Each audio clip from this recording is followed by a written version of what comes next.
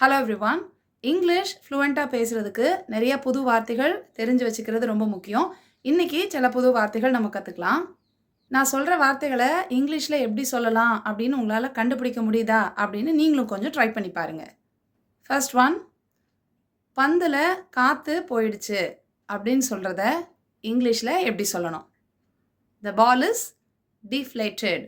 Next one, சட்டையில் கரை பட்டுருச்சு.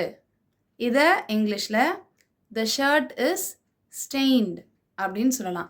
இது சட்டை ரொம்ப சுருங்கி இருக்குது, சுருக்கமாக இருக்குது அப்படின்னு சொல்கிறதுக்கு இங்கிலீஷில் த ஷர்ட் இஸ் க்ரீஸ்ட் அப்படின்னு சொல்லலாம். நெக்ஸ்ட் ஒன், நம்ம ஷர்ட்டில் பேண்ட்ஸ்லலாம் போடுற ஜிப்பு சில நேரம் அது பிஞ்சு போயிடும். ஸோ இந்த மாதிரி ஜிப்பு பிஞ்சு போயிருச்சு அப்படின்னு சொல்கிறத இங்கிலீஷில் எப்படி சொல்லலாம்? த ஜிப்பர் இஸ் ப்ரோக்கன் அப்படின்னு சொல்லலாம். நெக்ஸ்ட் ஒன், இப்போ காஃபி குடிக்கிற கப் இல்லை செராமிக் கப் அப்படிலாம் இருக்குன்னா அந்த கப்பில் சில நேரம் சில்லு போயிருச்சு அப்படின்னு சொல்லுவோம். சின்னதாக மட்டும் முழுசாக உடஞ்சிருக்காம சின்னதாக ஓரமாக எங்கேயாவது உடஞ்சிருக்கும், சில்லு போயிருச்சு அப்படின்னு சொல்லலாம். அந்த மாதிரி சில்லு போயிருக்கு அப்படின்னு சொல்கிறத இங்கிலீஷில் த கப் இஸ் சிப்ட் அப்படின்னு சொல்லலாம். இதே மாதிரி நகங்கள் கூட சின்னதாக உடஞ்சிருக்கு, நமக்கு பெருசாக நகம் வளர்த்துருக்கோம், கொஞ்சம் சின்னதாக அது உடஞ்சிருச்சு அப்படின்னா அதையுமே கூட நம்ம நெயில் இஸ் சிப்ட் அப்படின்னு சொல்லலாம்.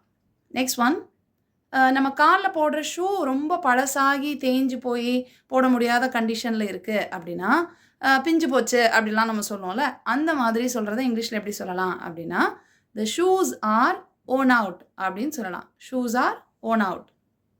நெக்ஸ்ட் ஒன், நம்ம போட்டிருக்க ட்ரெஸ் இல்லை ஸ்வெட்டர் இதெல்லாம் என்னைக்காவது நம்ம எதுலையாவது பிடிச்சி இழுத்துருச்சு அப்படின்னா லைட்டாக ஆணி பிடிச்சி இழுத்து கிழிஞ்சிரும், இல்லை நூல் பிரிஞ்சு வந்துடும். அந்த மாதிரி நம்ம எதுலையாவது பிடிச்சி இழுத்து அது கொஞ்சம் கிழிஞ்சிருக்கு, கொஞ்சம் நூல் விட்டுருக்கு அப்படின்னா அதை ஸ்நாக்ட் அப்படின்ற வார்த்தை யூஸ் பண்ணி நம்ம சொல்லலாம். For example, the sweater is snagged அப்படின்னு சொல்லலாம். நெக்ஸ்ட் ஒன், முக்கியமாக நம்மளோட பெல்ட்டெல்லாம் போடும்போது ஓரம் உறிஞ்சி வரும். ஓரத்தில் உள்ள பார்ட் மட்டும் சில நேரம் உறிஞ்சி வர மாதிரி வரும். சில நேரம் நம்ம வாட்ச் கேட்டிருந்தோம்னா அந்த ஸ்ட்ராப்பில் கூட ஓரம் உறிஞ்சி வரும். இந்த ஓரம் மட்டும் உறிஞ்சிருச்சு அப்படின்னு சொல்லுவோம்ல, அந்த மாதிரி உறிஞ்சி வருது அப்படின்னா அதை இங்கிலீஷில் எப்படி சொல்லலாம் அப்படின்னா ஃப்ரேட் அப்படின்ற வார்த்தை யூஸ் பண்ணி சொல்லலாம். For example, the belt is frayed அப்படின்னு சொல்லலாம். நெக்ஸ்ட் ஒன், நம்மளோட கார் இல்லை டூ வீலர் எங்கேயாவது போய் இடிச்சிருச்சு, இல்லை யாராவது நம்ம வண்டியில் இடிச்சிட்டாங்கன்னா சின்னதாக அந்த இடத்துல ஒரு பள்ளம் விழுந்துடும் நமக்கு.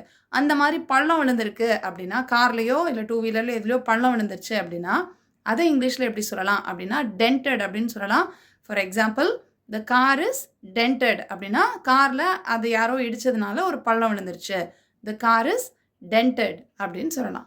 நெக்ஸ்ட் ஒன், இப்போ ஒரு கண்ணாடி ஜன்னல் இருக்குது, ஏதோ கல் பட்டோ இல்லை ஏதோ ஒன்று பட்டு அது சுக்கு நூறாக உடஞ்சி விழுந்துருச்சு அப்படின்னு சொல்லல, சுக்கு நூறாக உடஞ்சி போச்சு அப்படின்னு. அந்த மாதிரி சொல்கிறதுக்கு இங்கிலீஷில் த விண்டோ இஸ் ஷேட்டர்ட் அப்படின்னு சொல்லலாம். ஷேட்டர்ட்னா அப்படி சுக்கு நூறாக உடஞ்சி போச்சுன்றதை தான் ஷேட்டர்ட் அப்படின்னு சொல்லலாம். ஸோ இப்போ பார்த்த இந்த புது வார்த்தைகளில் உங்களுக்கு எதெல்லாம் புதுசாக இருந்தது அப்படின்னு சொல்லிட்டு மறக்காமல் காமெண்ட் பண்ணுங்கள். இங்கிலீஷ் கற்றுக்கிற உங்கள் ஃப்ரெண்ட்ஸ் அண்ட் ஃபேமிலி மெம்பர்ஸ்க்கு மறக்காமல் இந்த வீடியோவை ஷேர் பண்ணுங்கள். I'll meet you in the next lesson. Thank you. Bye.